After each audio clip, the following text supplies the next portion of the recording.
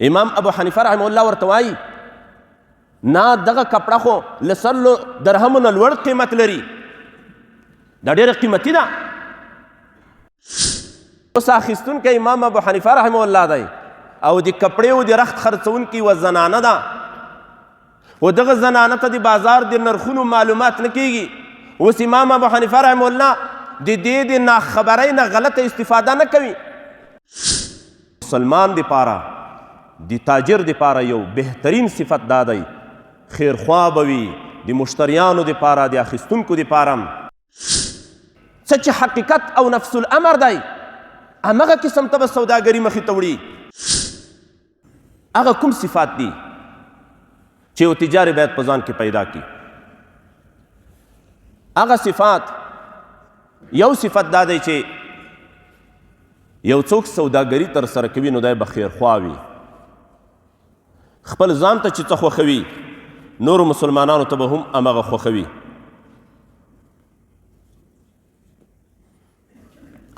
خپل ځان ته چې څه خوښوي نورو مسلمانانو ته به هم همغه خوښوي. نبی کریم صلی الله علیه وسلم په یو حدیث مبارک کې فرمایي لا یؤمن احدکم حتی یحب لاخیه ما یحب لنفسه.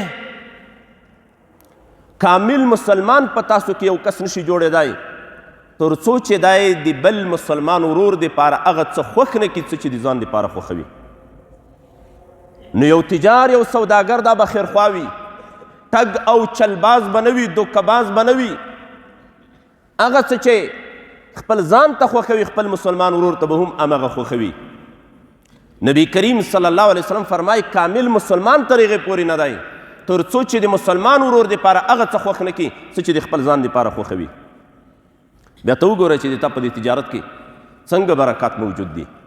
الله عز وجل دې موږ او تاسو ټول خیرخواهان وګرځوي. حضرت امام ابو حنیفه رحمه الله زموږ د فقه لوی امام دی او تقریبا د مسلمانانو لویه برخه د ده مقلدین دي او د ده په فقه باندې عمل کوي. دی مبارک تجارم و، درس او تدریس هم کاوه خو سوداګري هم ترسره کوله. یوې زنانه یو وخت وریښمینه کپړه ورته راوړه، ورته وایه دا په 100 درهمه باندې د ما بیا د دا رانه واخله.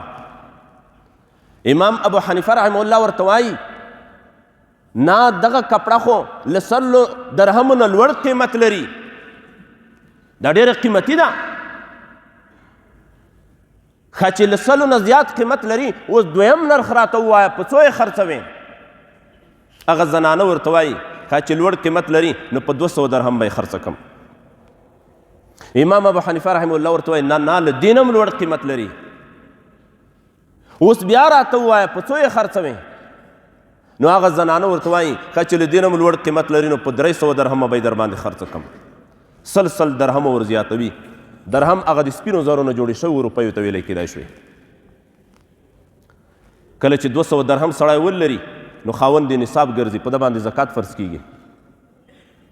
نو دا زنانه ورته وایي 300 به یې در باندې خرڅه کړم. امام صاحب ورته وایي نه له دې نه هم قیمت لوړ دی، دا 300 خو دې ارزان وي. اوس اخیستونکی امام ابو حنیفه رحمه الله دی او د کپړې او د رخت خرڅونکي و زنانه ده، خو دغه زنانه ته د بازار د نرخونو معلومات نه کیږي. اوس امام ابو حنیفه رحمه الله د دې د ناخبرۍ نه غلطه استفاده نه کوي چې راځه چې 100 یاد یې کړې خو فورا کپړه ده ترنه واخله نو په دې یو جوړ جامو کې به 300 درهمه ګټه وکوې. داسې نه کي. دی په خپل تجارت کې صدوق دی، ریښتونی دی او خیرخواهي پکې موجوده ده. څه چې ځان ته خوښوي هغه بل مسلمان ته هم خوښوي. نو امام ابو حنیفه رحمه الله ورته وایي له دې نه هم قیمت لوړ دی. هغه زنانه ورته وایي 400 درهم به یې خرڅه کړم. نو امام صاحب بیا ورته وایي نه نه له دې نه هم قیمت لوړ دی. آخر هغه زنانه زړه تنګې شوه، هغه غصه شوه. امام صاحب ته وایي ته په ما باندې ټوکې کوې، رشخند را باندې وهې،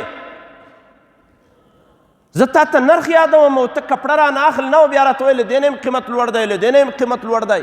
دا خو ته په ما باندې ملنډې وهې. امام ابو حنیفه رحمه الله په دې وخت کې یو بل کس راوغوښت، ورته ویې دلته راشه، دغه زنانه کپړه خرڅوي، او دغه کپړه ته ترنه واخله، تا ته خو د بازار نرخونه معلومیږي. نو هغه سړي ورته وایي زه به یې په 1500 درهم ترنه واخلم. بیا هم چې کله دغه زنانه زړه تنګې شوه، داسې نه کوي چې ډایرکټ 400 درهم ورکړي واخله، ځکه کپړه خو له دې نه هم قیمتي وه، خو اوس د زنانه صبر نه کېږي. نو په 1500 درهم باندې بل مسلمان ترنه واخیسته. نو د مسلمان دپاره د تاجر دپاره یو بهترین صفت دا دی خیرخوا به وي، د مشتریانو دپاره د اخیستونکو دپاره څه چې ځان ته خوښوي همغه به د بل مسلمان رور دپاره هم خوښوي، دغه صفت به په ده کې موجود وي. صدوق به وي. دوهم صفت دا دی رښتینولي به پکې موجوده وي، ټګۍ برګۍ به نه وي پکې، چلبازي به نه وي پکې. څه چې حقیقت او نفس الامر دی همغه قسم ته به سوداګري مخې ته وړي. که د تا په سودا کې کوم عیب موجود و نو ښکاره ورته ووایه زما په دې مبیعه کې دا عیب دی. دا موږ تاسو چې دا د موټرو میلې ته ولاړ شو نو کوشش دا وي دا موټر یې دومره برابر کړی وي چې علاج په یو مسلمان باندې ور واړوي، او بیا ورسره وړي د کباړ په بیه در باندې خرڅوم، د کباړ په بیه چې یو ورې دې له دې ځایه نه وویسته بیا د ذمهوار نه یم، خوښ دې دی که خوښ دې نه دی. خیر د وروره د خپل موټر عیبونه دې ورته بیان که، دا عیبونه پکې دي، زما وس نشته چې جوړ یې کړم، ستا خوښه په دومره روپیو باندې مې بیه دی، اخلي او که اخلي نه، صادق به یې رښتونی به یې. هلته به بیا ستا حشر د انبیاو د صدیقینو او د شهداو سره کېږي چې ته خو دا صفات په ځان کې پیدا کړم، ته خو ټګۍ و برګۍ نه کوې. الله عز وجل دې په موږ کې د صداقت او د رښتینولۍ والا صفات پیدا کړي. دریم صفت به د تجار دپاره هغه دا وي چې وفا بالعهد به کوي. کله چې ته دوکاندار یې، معاملهګر یې، تجار یې، نو چې له چا سره د وعده کېښوده په هغې وعده باندې به بیا وفا کوي. په دې کې ډېر عقدونه راځي، وعدې راځي. دا برګینونو ته تاسو ولاړ شئ، په نیټه باندې موټر یې خرڅېږي، دومره نیټه بعد به ته موږ ته پیسې راکوي، بیا یې نیټه پوره وي هغه پیسې نه ورکوي، لویې لانجې او جنجالونه ترنه جوړ وي. قرآن کریم کې الله فرمایي واوفوا بالعهد، وعدو باندې وفا کوئ، ان العهد کان عنه مسؤولا. د وعدې د قیامت په ورځ باندې پوښتنه کېدلی شي له دې وعده کوونکي کس څخه. وعده دې وکوله په دې باندې به وفا کوې، دا په تا باندې لازم دي. وعده خلافي دا خو د منافقت علامه ده. نبی کریم صلی الله علیه وسلم چې 3 علامې د منافق ذکر کړي په یوه روایت کې او په بل کې 4 ذکر دي، نو یوه علامه دا ذکر کوي اذا وعد اخلفه، کله چې وعده له چا سره کوي نو بیا د وعدې پوره کول نه کوي، د دې خلاف کوي. دا خو د منافقینو خاصه وه. ته چې غواړې چې د دې بشارتونو لاندې راشې نو په وعده باندې به وفا کوي. الله دې موږ ته په وعده باندې وفا را نصیب وګرځوي.